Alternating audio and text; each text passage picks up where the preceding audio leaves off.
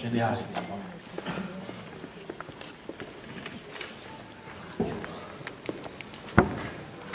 Est-ce que vous avez des questions? Il faut que ça soit interactif. Il n'y a pas de questions? C'est bon là? Je suis là parce que je ne connais rien à l'agilité. Je vais vous parler de systémique. Qui m'indique l'heure? Nathan, D'accord. Donc, je vais vous parler de systémique. Je précise tout de suite que la systémique, c'est un état d'esprit. Je crois qu'il faut à peu près 80 ans pour y entrer. Donc, je vous en parlerai très imparfaitement. Normalement, je suis, entre autres, psychiatre et psychothérapeute. Je vais commencer par vous raconter une histoire de psy. Ça vous changera un peu.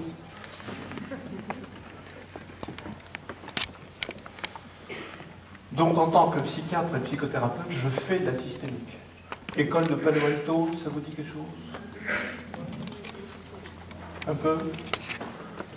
Il n'y a pas eu que de l'informatique à Palo Alto. Pour monter dans les années 40 et 50.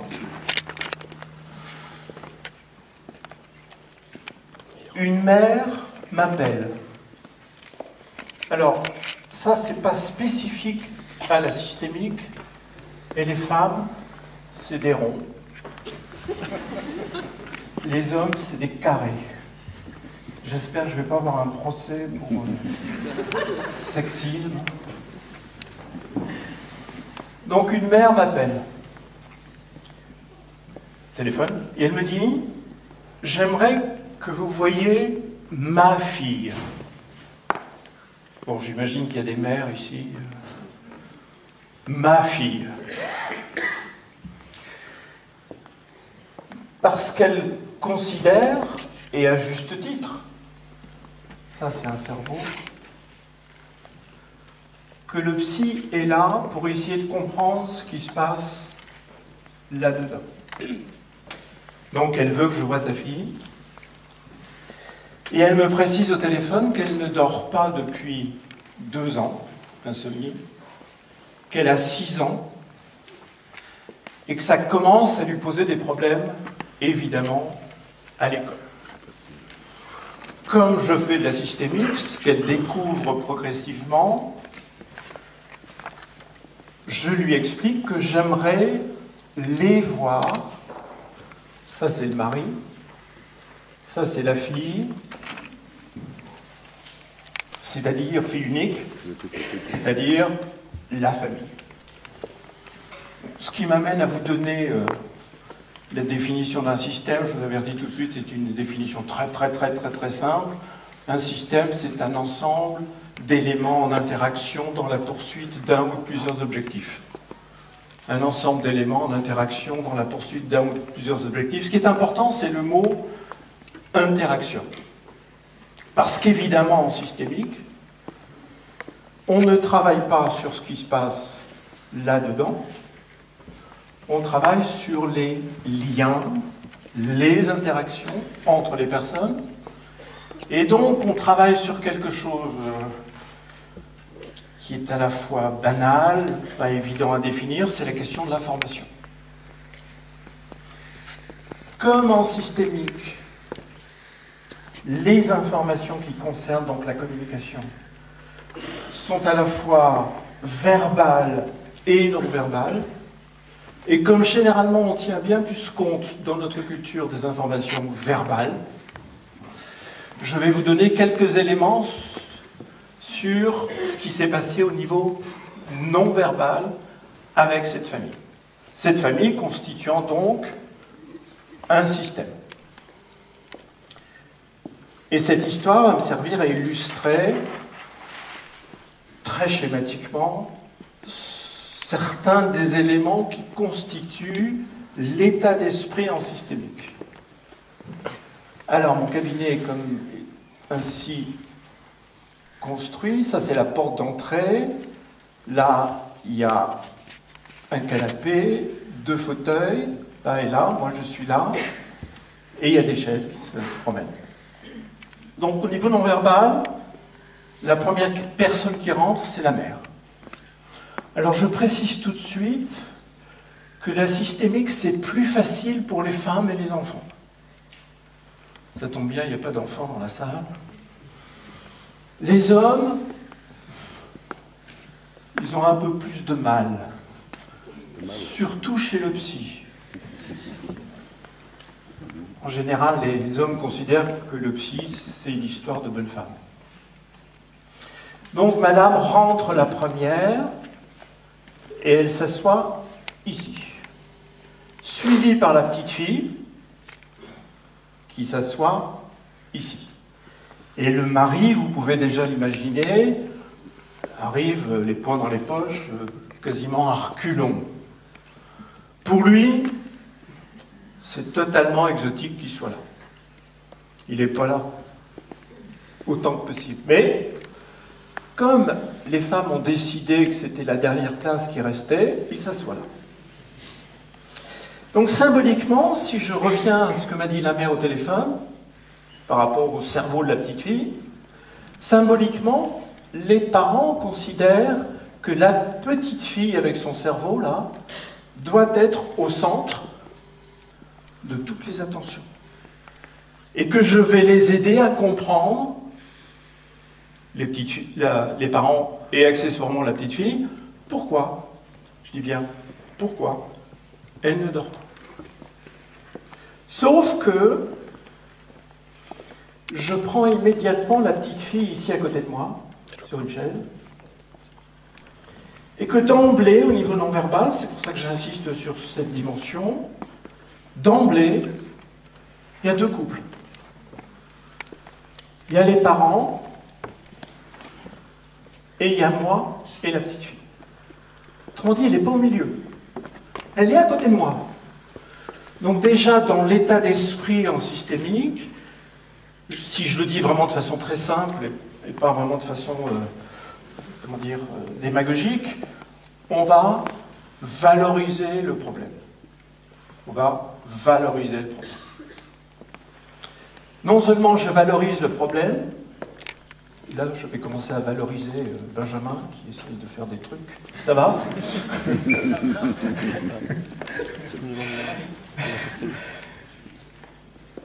Je demande à la petite fille, alors, pourquoi tu m'amènes tes parents? Là, vous comprenez déjà ce en quoi, en systémique, l'état d'esprit est un peu particulier. Pourquoi? Parce que notre mode de pensée, alors je précise tout de suite que, comme j'ai dit tout à l'heure, la systémique, ça vient des États-Unis, de Californie, de Palo Alto. C'est-à-dire c'est un endroit, surtout même dans les années 40 et 50, qui était on ne peut plus occidental. Mais la pensée systémique, l'approche systémique est très proche de la pensée chinoise. Je ne sais pas si certains d'entre vous connaissent un peu. Les Chinois savent faire coexister des choses qui, pour nous, sont contradictoires. S'ils nous emmerdent, les Chinois, c'est qu'ils sont à la fois chinois et occidentaux. Ils sont les deux en même temps. Et si je reviens à cette situation, demandez aux parents pourquoi vous m'amenez votre petite fille et demandez à la petite fille pourquoi tu m'amènes tes parents, les 2 questions ont strictement la même valeur. Les 2 questions ont la même valeur. Donc vous voyez déjà, il faut un peu changer les trucs là-dedans. Donc évidemment, je ne demande pas aux parents pourquoi ils me l'amènent, je sais, on est dans le social, on est dans le politiquement correct, ils ont une petite fille, il faut l'emmener chez le psy. Je ne suis pas le premier d'ailleurs. Mais demander à la petite fille pourquoi elle m'amène ses parents, d'un point de vue systémique, c'est parfaitement logique. C'est valable.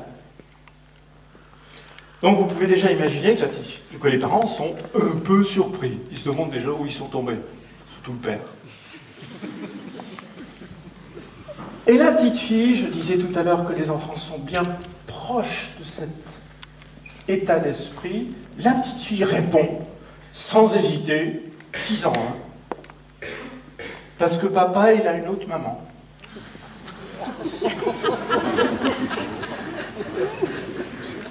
Donc 2 conseils, n'ayez pas d'enfants et n'allez jamais chez le psy.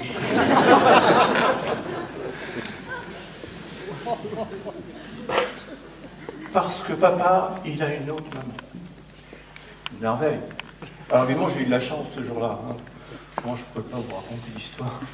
Mais c'est pas pour rien qu'on sert toujours des enfants. On appelle ça des cothérapeutes. Ça revient moins cher. Et ça dit des trucs.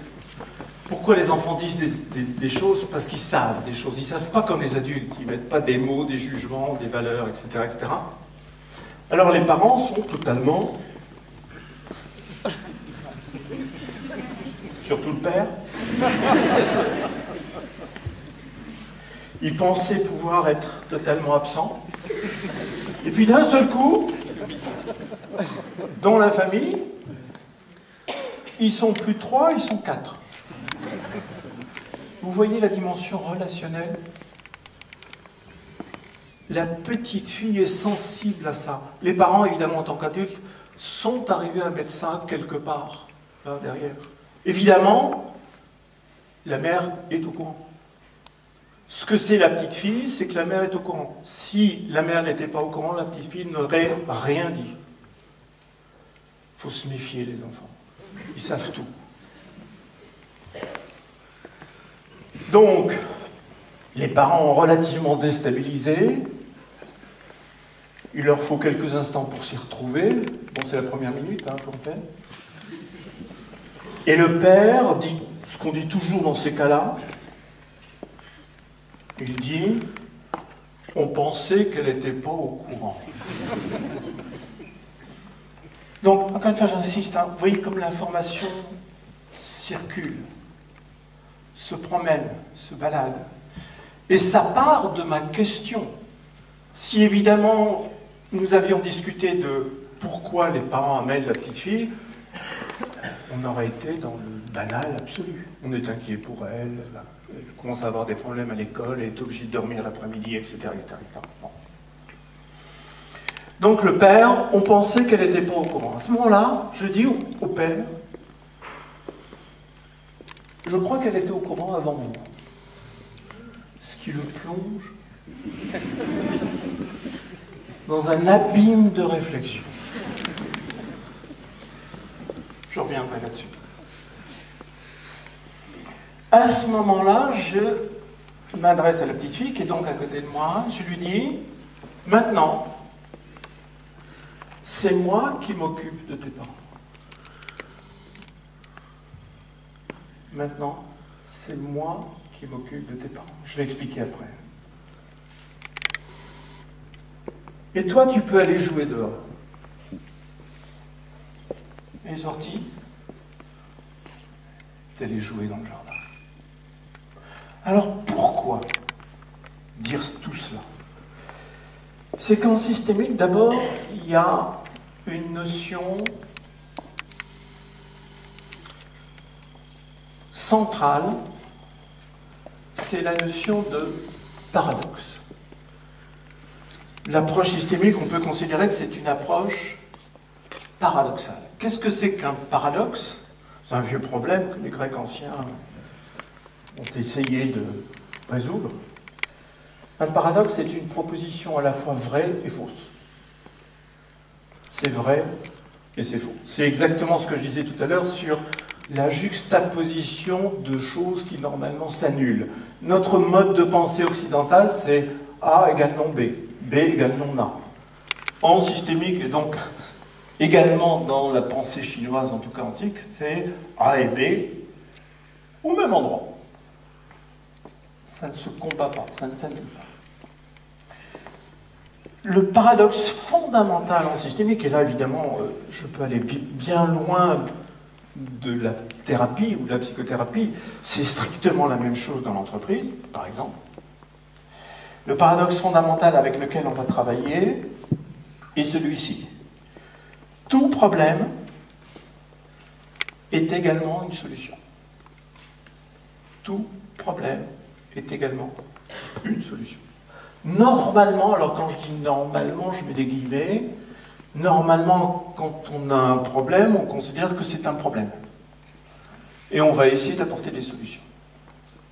En systémique, ce qui est loin de simplifier la vie, on va considérer donc que le problème est également une solution, et on va essayer, quand je dis essayer, ça veut dire que ce n'est pas toujours évident, pas toujours facile, parce que les clients en général nous demandent de travailler sur le problème en tant que problème.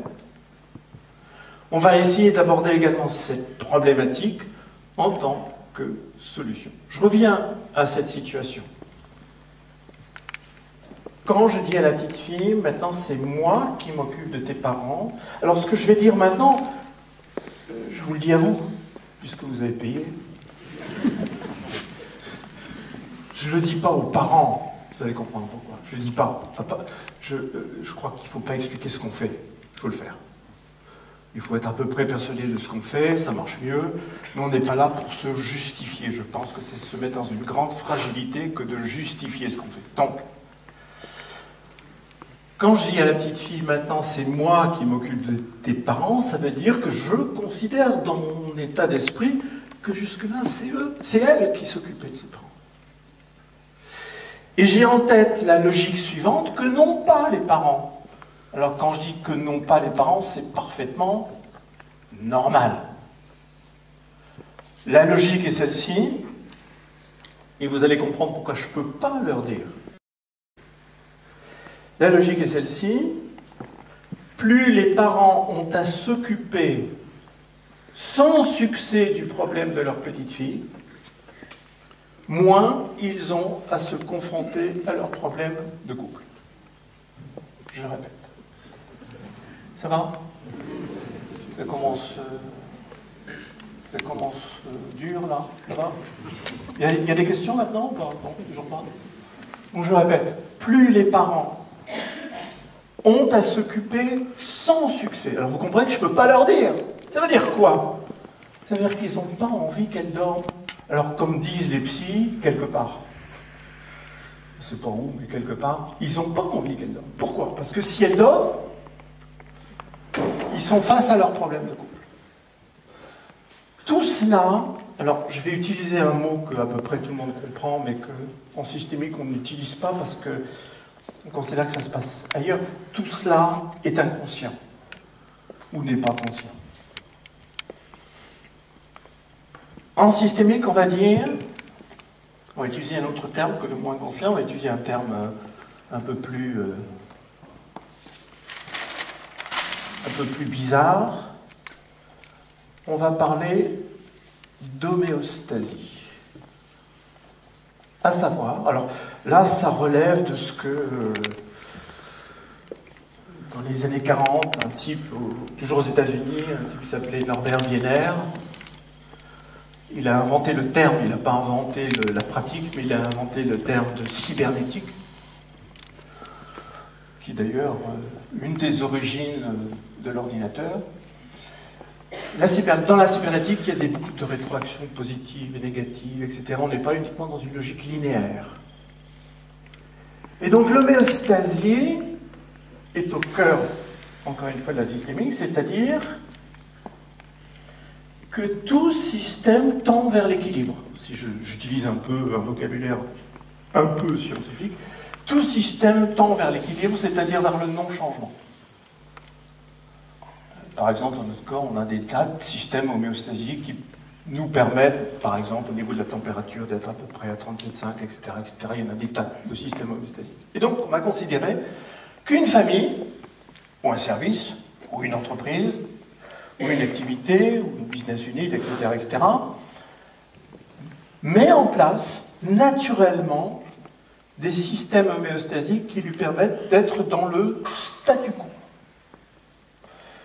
Si je reviens à ma situation, la petite fille, sans le savoir, se met au service du système famille, de son système famille, pour le maintenir, ce système, dans l'homéostasie, c'est-à-dire pour éviter, tout simplement, que le système disparaisse, meure, que les parents se séparent.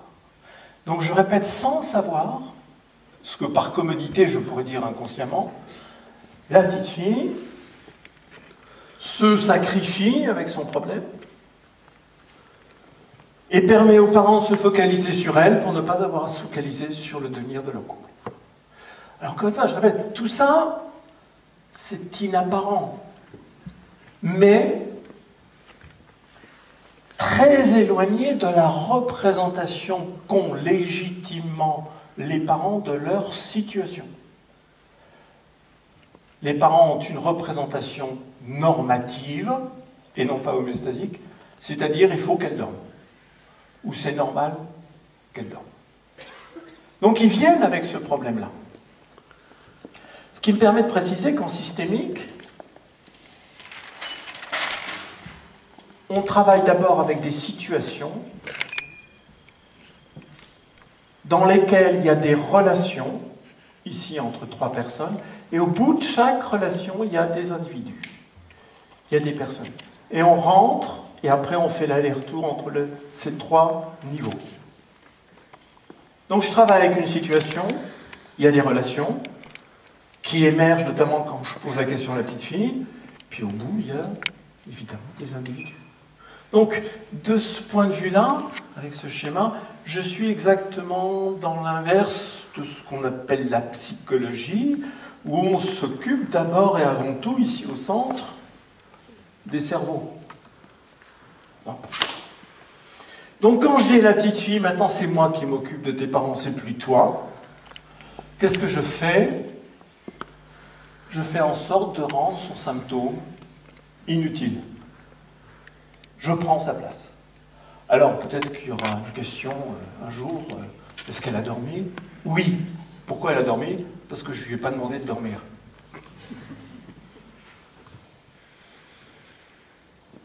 En systémique, on évite de dire aux gens s'ils doivent faire, parce que c'est surtout leur donner la possibilité de ne pas le faire. Donc, elle est sortie, et je me suis retrouvé devant les parents. Et la thérapie de la petite fille, officielle, s'est transformée en une thérapie de couple. En systémique, on va dire, on a changé de niveau logique. On est passé du niveau individuel de la petite fille au niveau relationnel du couple. Alors ça veut dire quoi tout ça? Entre autres. Encore une fois, parce que normalement c'est 80 ans. Hein, là, vous gagnez à peu près 1 heure et moi aussi. Ça veut dire qu'en systémique, on ne travaille pas avec ce que les gens sont, mais avec ce qu'ils font. Et on va considérer, ce qui n'a absolument rien d'original, que ce qu'ils font, ce que nous faisons tous, c'est communiquer. Donc, on travaille ici avec les relations, donc avec la communication. Par exemple, si je reviens à mon travail de psy, je ne vais pas considérer que quelqu'un est déprimé.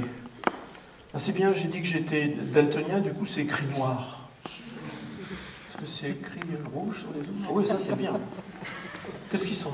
Ils sont bien les organisateurs. Hein, et ça c'est bleu. Il y a des daltoniens dans la salle? Ah voilà, c'est bien. C'est mieux, non? Il faut toujours avoir des problèmes. Bleu. Donc, je ne considère pas que quelqu'un est déprimé, je considère que cette personne fait tout pour me persuader qu'elle l'est. Ce qui ne veut pas dire qu'elle ne l'est pas. Ça se complique, ça va? Ça tient? Je répète. Je ne considère pas d'abord et avant tout que quelqu'un est déprimé, mais que cette personne fait tout pour me persuader qu'elle l'est. Autrement dit, je place ça dans la relation. Je place ça dans la communication. Bah, c'est pas rien ce truc-là, parce que peut-être vous savez qu'en Allemagne, on utilise 9 fois moins d'antidépresseurs qu'en France. Par exemple. D'accord? Donc ça veut dire que les Français sont plus à même de persuader leurs médecins qu'ils sont déprimés. Enfin, lesquels médecins sont d'ailleurs assez prêts à considérer que leurs médecins sont déprimés parce qu'il y a les labos derrière, etc. etc. C'est-à-dire, vous voyez, on peut élargir les enjeux comme ça. Donc, c'est d'abord ce que chacun fait qui m'intéresse. Deuxième chose, ça c'est un gros morceau aussi.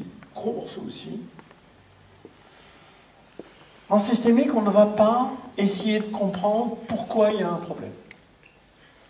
On ne va pas essayer de remonter la chaîne logique qui est à l'origine du problème, pour deux raisons. La première raison, c'est qu'évidemment, la chaîne logique fait remonter dans le passé. Et que le passé, contrairement à l'appréhension intuitive qu'on en a, n'est pas absolu. Le passé est constamment redéfini par le présent pour que le passé soit cohérent avec le présent. Je recommence. Hello? Je crois qu'on va laisser au moins 20 minutes de questions à la fin. Là, je crois que... Non, mais c'est un truc intéressant parce que ça vient des sciences cognitives aussi, ça. Il n'y a pas simplement sur la flèche du temps comme ça le passé, le présent et le futur, avec là encore une logique linéaire, le passé détermine le présent, lequel détermine le futur. Non, c'est beaucoup plus cohérent, je vais changer de couleur, tiens. C'est beaucoup plus cohérent de considérer que, en fait, le présent redéfinit le passé, à chaque instant, notre passé, pour que ce passé soit cohérent avec le présent et, dans une certaine mesure, définisse le futur.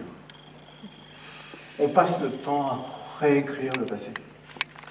Donc, aller chercher dans le passé la causalité du présent, c'est un peu suspect. Pourquoi je dis c'est suspect? Parce que quand on va chercher dans le passé l'explication d'un problème dans le présent, on peut très facilement se déresponsabiliser. En psy, c'est classique, hein. C'est à cause des parents. Donc nous, on est tellement déterminés par notre petite enfance que tout est à cause des parents. Alors je ne dis pas que rien n'est à cause des parents, mais évidemment. Enfin, en psy, c'est vachement intéressant la notion de résilience, par exemple. Un truc génial, la résilience. Mais c'est un truc totalement paradoxal. Quand on a subi des traumatismes, on peut mieux s'en sortir. Merde. Ça fout en l'air des tas de trucs. Donc, on ne va pas essayer d'aller dans le passé pour répondre à la question pourquoi il y a un problème maintenant. On va être plutôt dans la logique suivante. Comment, et non pas pourquoi, comment les intéressés font pour garder leurs problèmes. Comment les intéressés font pour garder leurs problèmes. Donc on n'est pas dans le passé, on est dans le présent. On n'est pas dans la déresponsabilisation, on est dans la responsabilisation. Alors vous comprenez bien que les clients au sens général du terme prennent beaucoup plus facilement les pourquoi. Et ils n'aiment pas trop travailler dans le présent. En systémique, on fait latin, ça fait mieux, on dit on est toujours dans l'ici et maintenant, lic et nunc. On est dans le présent. Je vous donne un petit exemple. Ça va, j'ai le temps ou pas? Qu'est-ce qu'il dit là? Je vous montre à tout le monde comme ça. Il reste 30 minutes, ça veut dire? Ou j'ai fait 30 minutes? Les deux. Les deux. C'est comme l'histoire d'un 2-3. Hein. Ça marche toujours. Hein. Bon. Donc je suis également consultant et coach comme tout le monde, quoi. Tout le monde est coach, normalement. Alors au mois de mai, il y a un patron qui m'appelle, service commercial, agroalimentaire. Il m'appelle, donc le patron là, il me dit j'aimerais que vous veniez faire un travail de cohésion d'équipe en septembre. Là, j'ai pas le temps, mais je pourrais raconter des tas de choses sur la notion de cohésion, quand même. Enfin, je sais pas, c'est une banalité absolue, hein, comment gens de... Ah ben, on a besoin d'un travail de cohésion. Mais jamais, jamais, habituellement, on se dit, mais une cohésion, pourquoi faire? Vous voyez ce que je veux dire? La cohésion, souvent, quand on nous demande d'intervenir pour augmenter la cohésion d'une équipe, elle existe déjà, mais ils sont tous d'accord pour ne rien faire. Ça vous dit quelque chose ou pas?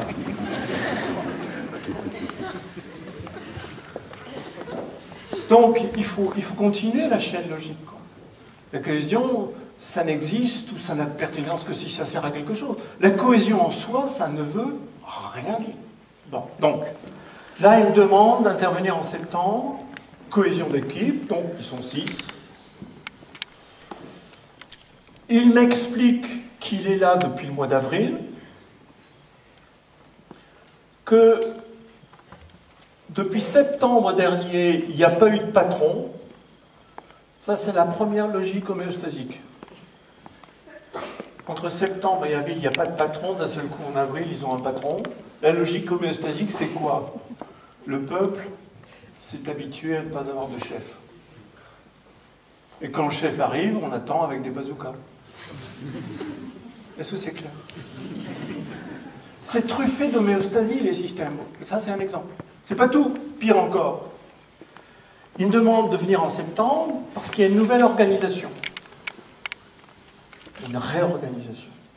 Et c'est le prédécesseur qui est parti en septembre qui a mis au point la nouvelle organisation. Il est garant d'une organisation qu'il n'a pas construite. Deuxième peau de banane homéostasique. C'est clair ou pas? Alors, c'est en province. Je fais gaffe de dire en province, parce qu'on est en province ici, finalement. Je fais gaffe. Ça plus les ronds et les carrés, ça fait beaucoup. Donc, je lui propose de le voir une demi-journée. Je travaille 2 jours avec l'équipe et je vais le revoir 3 semaines après. Donc j'y vais. Je le vois une demi-journée. Alors je vais être un peu méchant, mais bon, c'est pas grave. Pendant une demi-journée, il me montre sur son PowerPoint sa nouvelle organisation. Ça tombe bien, j'y comprends rien. Je peux penser à autre chose. Je vais me faire des clients. Et il me demande, à la fin de la demi-journée, vous allez faire quoi pendant les 2 jours? Et je lui dis, je vous assure, hein, c'est vrai, je m'en fous un peu, mais je ne sais pas. Pourquoi je lui réponds, je ne sais pas? Parce que je ne sais pas. Première réponse. Deuxième, parce que si je lui dis ce que je vais faire, je sollicite ses manœuvres homéostasiques. Je répète, je sollicite ses manœuvres homéostasiques à lui. Est-ce que ça va ou pas? C'est pas commercial, hein, ne faites pas ça. Ne faites surtout pas ça. Vous allez payer pour rien. Le lendemain matin, et c'est pour ça que je raconte l'histoire, j'ai donc les 6 membres de son équipe qui sont autour d'une table et je demande ceci. Donc j'ai oublié de préciser, c'est le 1er septembre, c'est le premier jour de la mise en place de la nouvelle organisation. Je leur demande ceci. Vous allez chacune et chacun prendre une feuille de papier et établir la liste des techniques, chaque mot est important, des techniques que vous pourriez utiliser pour mettre en échec la nouvelle organisation. J'aime bien les réactions. Je comprends, hein, mais en même temps, je ne comprends pas. Parce que, vous l'aurez compris, pour moi, c'est vachement plus intéressant de les faire travailler comme ça. Pourquoi? Parce que si je leur dis comment faire avec la nouvelle organisation, ils ne vont pas le faire. Parce que quand on montre, ici chacun aux autres, comment on peut faire pour mettre en échec, on montre qu'on sait comment faire pour ne pas mettre en échec. Paradoxe.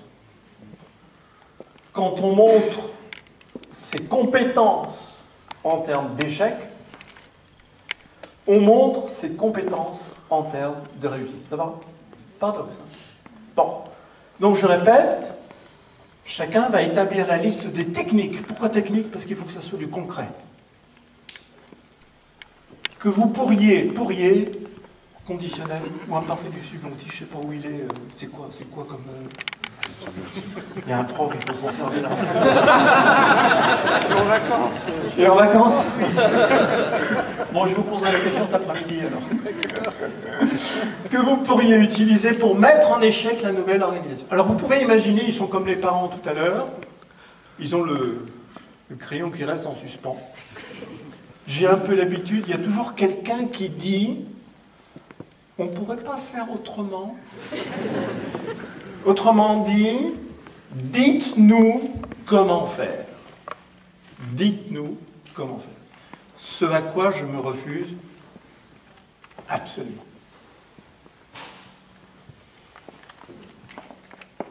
Je précise une imprécision.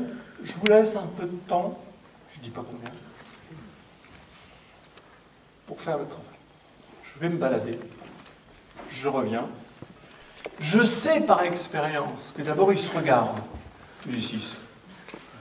Et je vois bien, enfin je suis pas là, je sens bien dans le regard, je pourrais sentir dans le regard, c'est qui ce canard?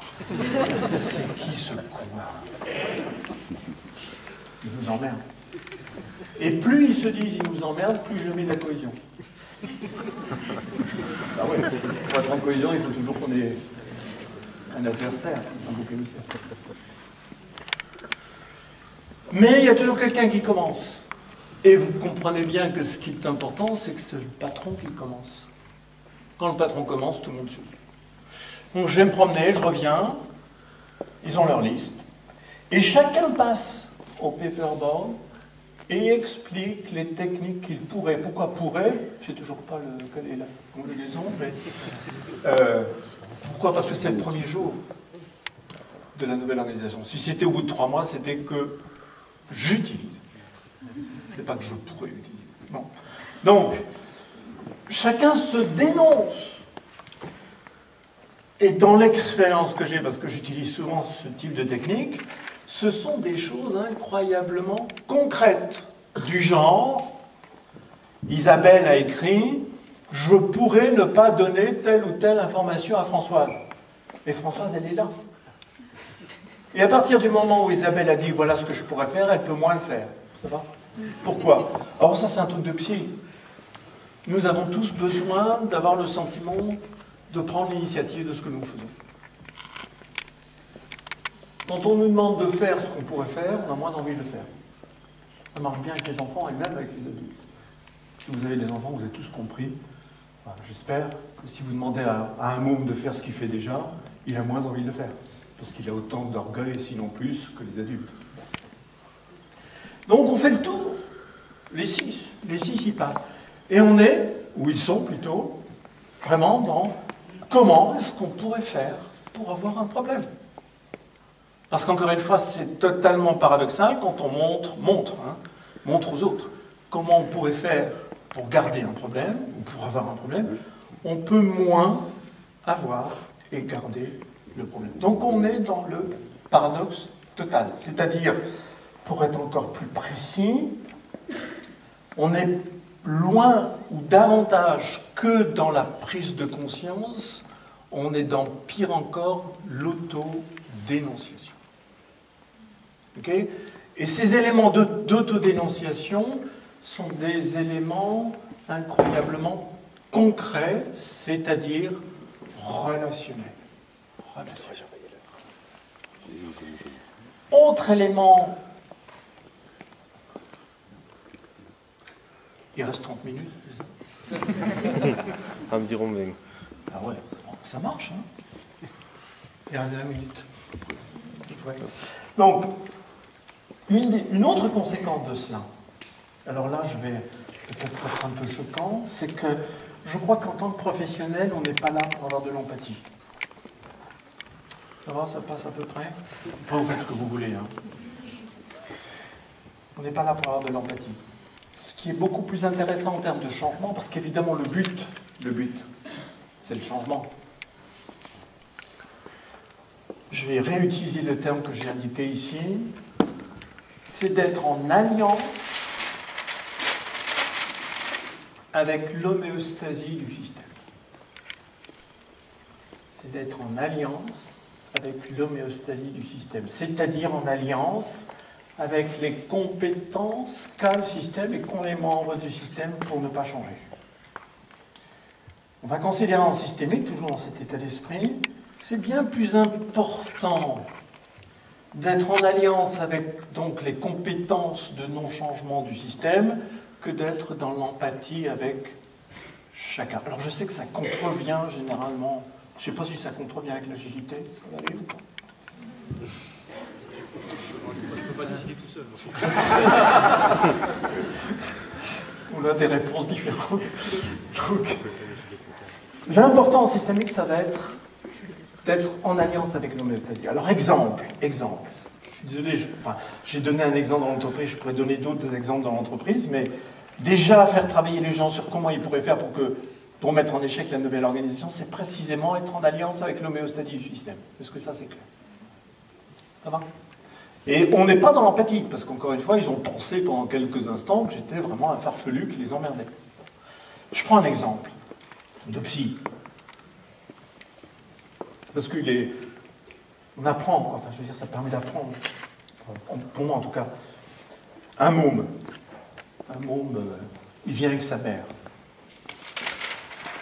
Un môme normal.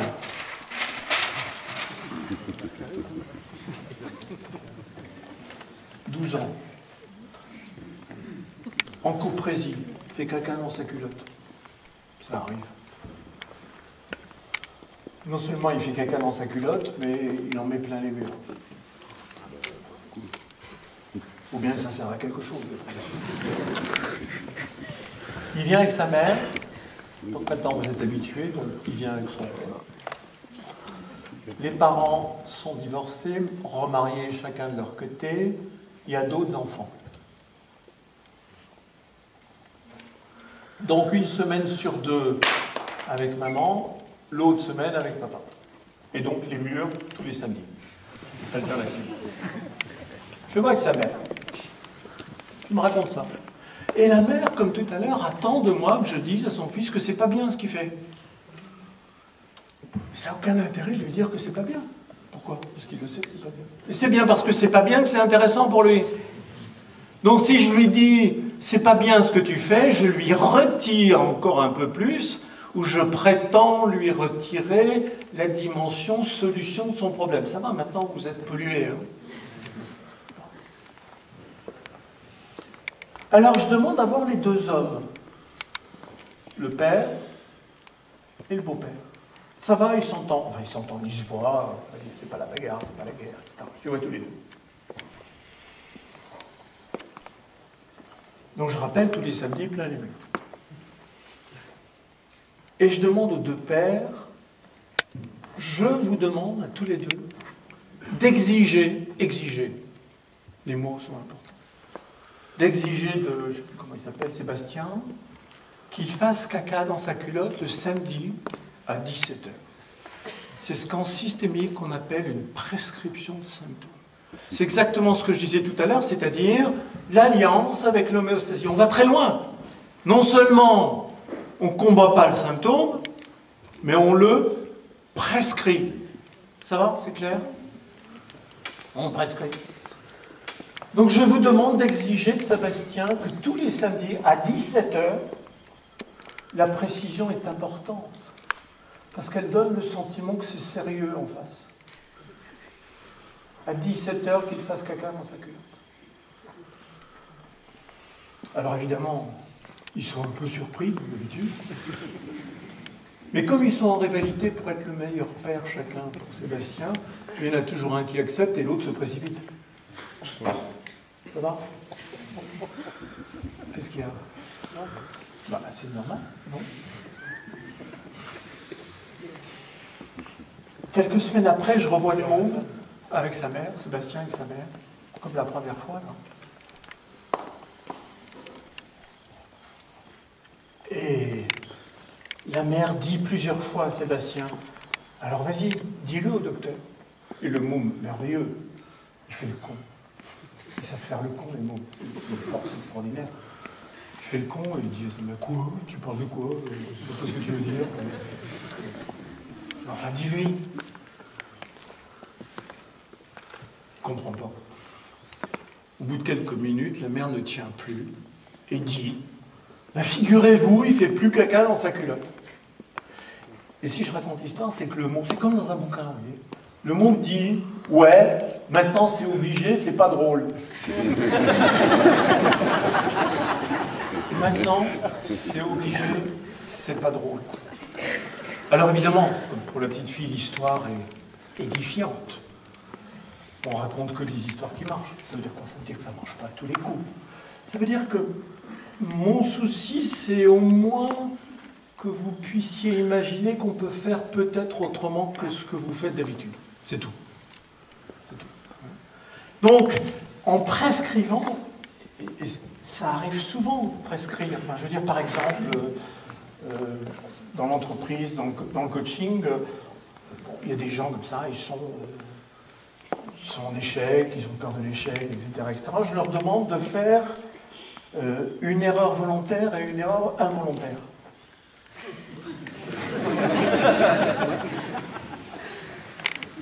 Bon, une erreur volontaire, ça va encore. Mais faire une erreur involontaire, ça demande des compétences qui existent. C'est ça le but. Et non, mais c'est ça qui est extra. Les gens, ils reviennent, ils disent « Ah ben oui, j'ai fait un truc exprès. » Alors, je raconte ça, j'y pense parce que souvent, l'objet de l'erreur involontaire, c'est souvent l'ordinateur d'ailleurs. C'est marrant. Il y a un plantage, etc. Je ne sais pas d'où ça vient, mais il y a une espèce d'hostilité, tout ça. Et donc, ça veut dire que ces trucs-là, on peut les utiliser. Il m'arrive souvent, par exemple, d'utiliser des métaphores. Dans l'entreprise, par exemple, il y a des gens qui sont béquillés constamment. Ils ont toujours besoin d'aide, ils posent des questions, etc. Vous voyez ce que je veux dire ou pas? Bon. Alors, je me souviens, j'avais un fils qui s'était tordu la cheville, il y avait une béquille à la maison. Je lui dis, bon, ben, vous allez, pendant 8 jours, vous promener dans le travail avec la béquille. On métaphorise le problème. On le rend encore plus présent que dans le relationnel. Et le fait que le problème soit mis en scène, je crois qu'on a des tas d'histoires avec ça, soit mis en scène, caricature la situation de la personne. Et se caricaturant elle-même, se moquant d'elle-même, elle a tendance à changer, à corriger la caricature pour redevenir, entre guillemets, normale. Est-ce que c'est clair? Donc on travaille beaucoup sur ce paradoxe, encore une fois, c'est pas le pourquoi, c'est le comment. Voilà, il reste quelques minutes, on ne sait pas très bien, 10. Est-ce qu'il y a des questions cette fois-ci? S'il y a des questions, il y a peut-être des réponses, hein, je le dis tout de suite, c'est pas sûr. Alors, est-ce que j'ai été trop clair? Si vous voulez, je recommence tout moins clair. Alors, question. Ils ont le droit de poser des questions. Oui.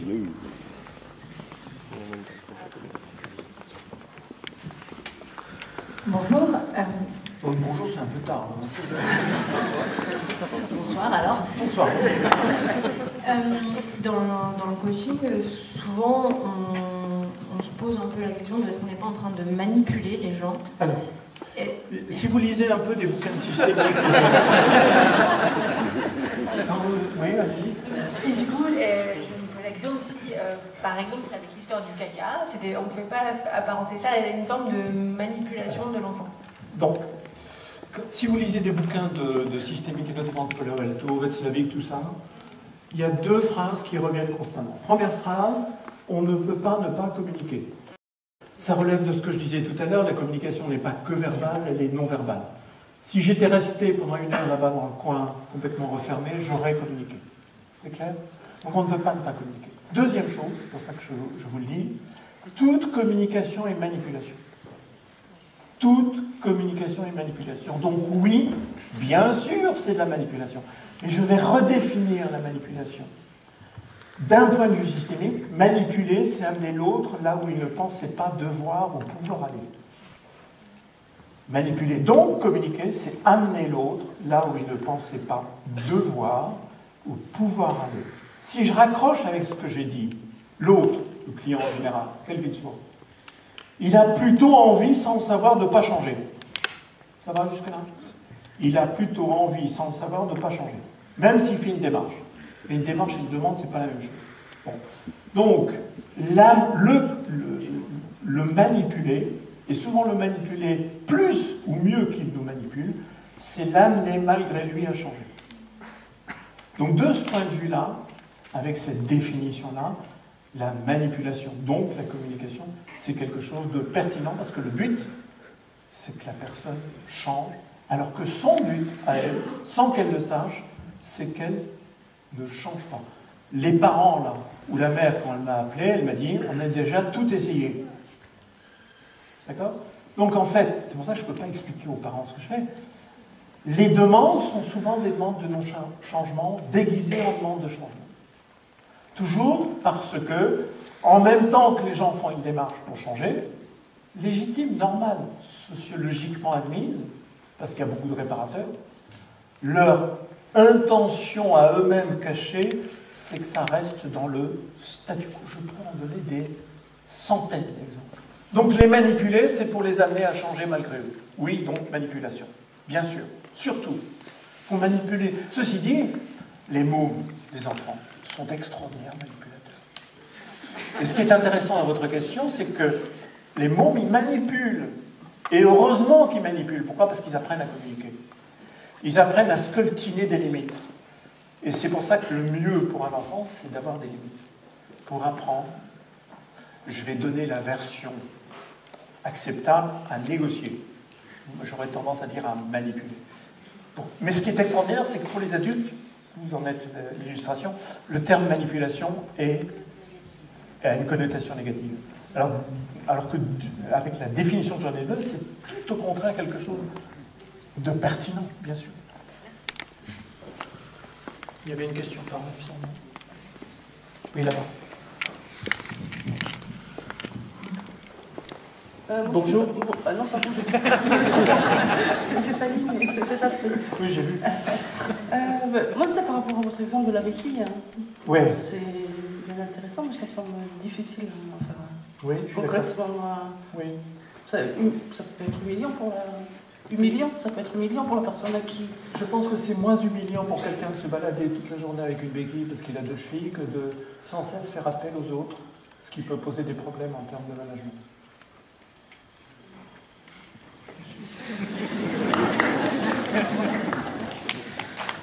Oui, je précise ou non?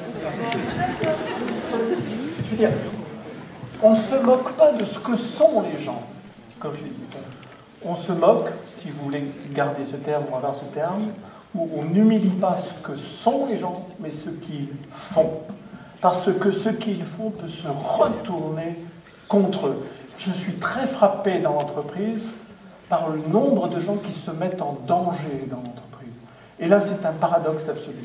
Plus le système les met en danger, plus ils se mettent en danger eux-mêmes. Excusez-moi, je vais un peu vite, mais c'est vraiment quelque chose qui me paraît absolument évident, surtout actuellement avec le surgissement de la notion de burn-out. Il y a beaucoup de gens qui, dans l'entreprise, se mettent en danger. Contre toute bonne logique, parce qu'on pourrait penser comme ça, si on est rationnel, c'est pas bien de se mettre en danger. Mais il y a beaucoup de gens qui se mettent en danger, il y a bien des façons de se mettre en danger. Donc, ce genre d'attitude, c'est pas contre eux, mais contre ce qu'ils font. Et ce qu'ils font les met en danger. Excusez-moi, je vais un peu vite, mais tout ça pour dire que je n'ai jamais entendu quelqu'un me dire « je me sens humilié ». Parce que la personne sent bien qu'elle se caricature elle-même. Et plus elle se caricature, plus elle a envie de changer. C'est ça le but. Voilà. Excusez-moi, je vais un peu vite. Hein. Monsieur. Par rapport à sur la notion de statu quo, d'équilibre. Oui. Dans votre discours, tel que je l'ai compris, j'ai l'impression que c'est quelque chose d'acquis. Oui. Que l'être humain, comme ça, il a tendance, dans un système, à vouloir s'équilibrer. Oui. Alors que, dans ma réflexion, moi, j'ai l'impression que dans nos gènes, le changement, il est... Alors, on ne peut pas rester tout à coup, on est toujours en train d'évoluer, on est toujours en train de changer. Alors, on résiste au changement, parce qu'il nous est imposé, parce que ci, parce que ça, mais cette notion d'équilibre, j'ai un peu de mal à l'appréhender. D'accord. Alors, je vais faire un petit détour un peu théorique, puisque je crois que vous posez une question théorique. Hein, puisque d'abord, parce que vous dites dans nos gènes, Bon, alors ça, déjà... ouais. Non, mais, et puis vous avez utilisé un autre terme qui est le terme d'évolution. L'évolution, même si je prends l'évolution au niveau de l'individu qu'au niveau des espèces, on a tendance à croire qu'elle s'est faite comme ça. Et l'évolution, c'est pas faite comme ça de façon homogène, régulière et tout. Elle s'est faite par plateau, avec des crises, ici, avec des crises. Autrement dit, en systémique, je vais un peu vite, hein. Il y a des changements qu'on appelle des changements de type 1. Ça fait sérieux, hein, ça fait scientifique tout de suite. C'est-à-dire, tout système est capable de changer dans une certaine mesure. Tout système est capable de changer dans une certaine mesure, ne serait-ce que pour s'adapter à son environnement. L'environnement change. Pour nous, ici, c'est pas un bon exemple aujourd'hui, mais dedans et dehors, c'est pas la même température. Donc nous avons dans le corps des mécanismes homéostasiques qui nous permettent de changer notre température interne en gros entre 36 et 40 degrés. Bon. Donc, les systèmes changent dans une certaine mesure, mais pour ne pas changer radicalement. Si je poursuis cet exemple, si je descends en dessous de 36, je meurs, dans les conditions à peu près normales. Si je monte au-dessus de 42, je meurs. Donc je peux m'adapter, parce que la première raison du changement, c'est l'adaptation. Et là, je suis d'accord avec vous, c'est dans les gènes. Bon. Généralement, quand un système, ou quelqu'un dans un système fait appel à quelqu'un parce qu'il a un problème, c'est que premièrement, le problème fait partie des mécanismes homéostasiques. Le problème, et je le mets ici, fait partie des mécanismes homéostasiques. Le problème de la petite fille est homéostasique par rapport à la famille. Ça va? C'est clair? Le problème permet au système de se maintenir. Okay? Bon. Généralement, les systèmes font appel à des réparateurs, ce que j'appelle des réparateurs en général, et leur demandent d'apporter des solutions. C'est ce que m'a demandé la mère. Vous voyez, la petite fille. Quand ils ont tout essayé, ça veut dire que même la petite fille a pris le médicament. Simplement, les solutions dans un système, les solutions qu'on appelle changement de type 1, ne tiennent pas longtemps. Elle prend des médicaments, elle peut dormir pendant 15 jours, après elle ne dort plus. Parce que l'homéostasie est ailleurs. Ça va? Excusez-moi, je vais un peu vite. Bon. Donc, qu'est-ce qu'on va faire en systémique? On va avoir l'ambition de faire ce qu'on appelle un changement de type 2, c'est-à-dire d'amener le système à un autre niveau homéostasique. Mais pour y parvenir, il faut passer par une crise. Il faut passer par une crise. Lorsque je pose la question à la petite fille, pourquoi tu m'amènes tes parents? Je mets le système en crise. Je mets le système en crise. Je vous rappelle qu'en chinois, crise, ça veut dire opportunité, c'est ça. Ça veut dire, alors il ne le dirait pas comme ça, probablement pas, mais ça veut dire, ce que je traduis par, c'est l'opportunité de passer à un autre niveau homéostasique. Donc, la crise amène le système à un autre niveau homéostasique. Donc, c'est exactement comme ici. L'évolution ne s'est pas faite de façon homogène, régulière, elle s'est faite par saut, elle est saltatoire, elle se fait au travers de crises. Et là, c'est peut-être génétique. Donc ça veut dire que les systèmes ont tendance à faire appel aux réparateurs, et je place les consultants, les coachs, etc., parmi les réparateurs et les psys.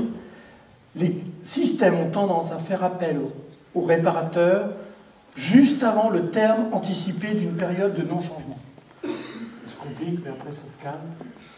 Je répète, juste avant le terme anticipé par le système d'une période de non-changement. Pourquoi? Pour maintenir le non-changement. Ou pour contrôler le changement. Autrement dit, quand on regarde à quel moment ils nous appellent, c'est toujours très intéressant, à quel moment ils font appel à nous. D'accord? J'ai tendance à croire, et en cela vous avez raison, que c'est juste avant le terme anticipé d'un plateau ici, d'une période de non-changement, pour éviter le changement.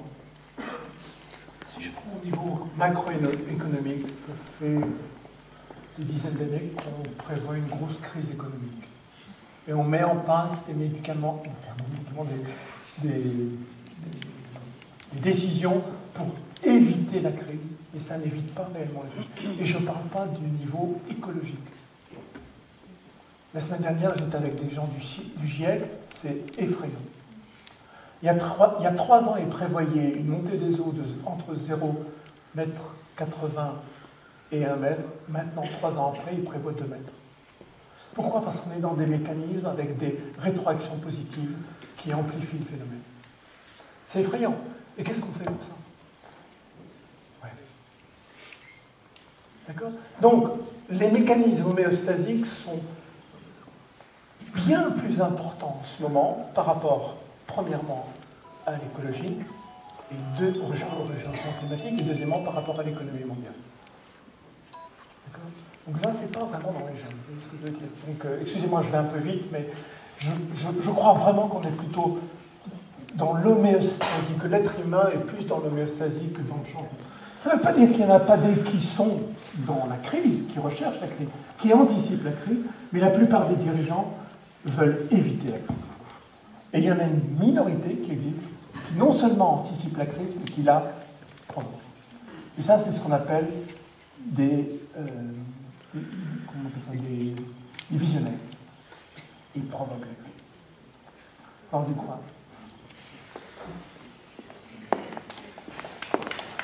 C'est terminé.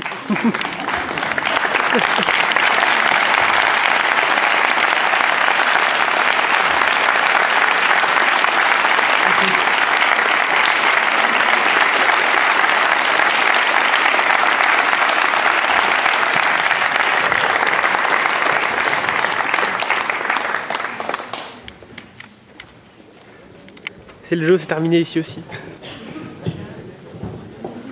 Alors je ferai des zooms dessus. Merci beaucoup.